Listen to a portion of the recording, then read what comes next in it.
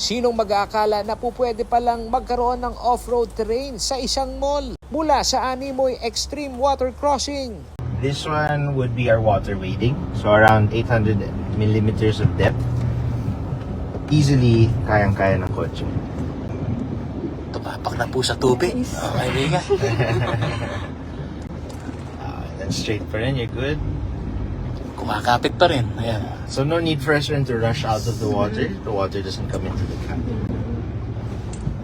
So diretso pa rin. Hills and inclines na off-road track na makapanginig tuhod. Let go! Let go, mom. Just Go try. for 2 seconds. Yeah. Go. Then you go for- 1, 2, brake again. Brake again. So it has a hold on it. Brake harder lang. Yeah. So when it comes to a full stop, it will hold you. So sige, let's move to the gas now. Squeeze on the gas pedal. Squeeze lang. Yeah. Whoa. And then we'll brake again around here. Mala Red Rock Formation Course. Okay. So here, we don't always get to use our 4-wheel drive. So we'll go to 4 high. It was just 1 click. You could do this on the fly while moving. And now, all you have to do is drive over. No need to add gas or brake. Kind of let it crawl. Just steer it straight. Hanggang sa lateral slopes. Ang road adventure na yan mararanasan sa Ford Island Conquest ng Laos Group of Companies na matatagpuan sa parking area ng SM City Pampanga. Ipinakita mismo ni 4x4 enthusiast at Ford Raptor driver instructor Stefan Ramirez sa CLTV 36 News Team ang kakayahan ng bagong 4x4 truck ng Ford. And so some features of the car go through the track. The bumps are more for wheel articulation. So this is how our suspension works, diba?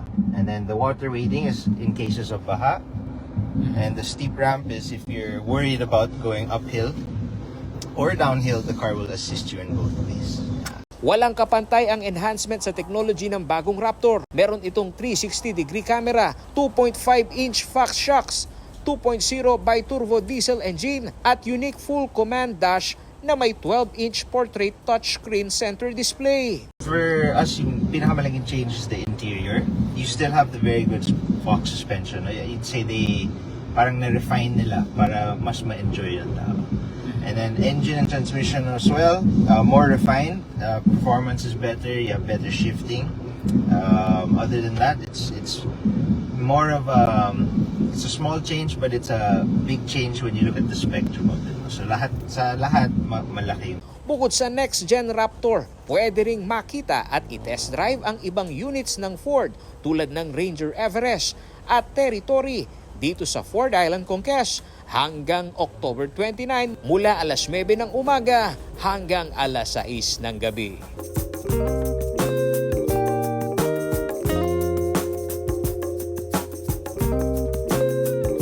Paolo G. Santos, CLTV News.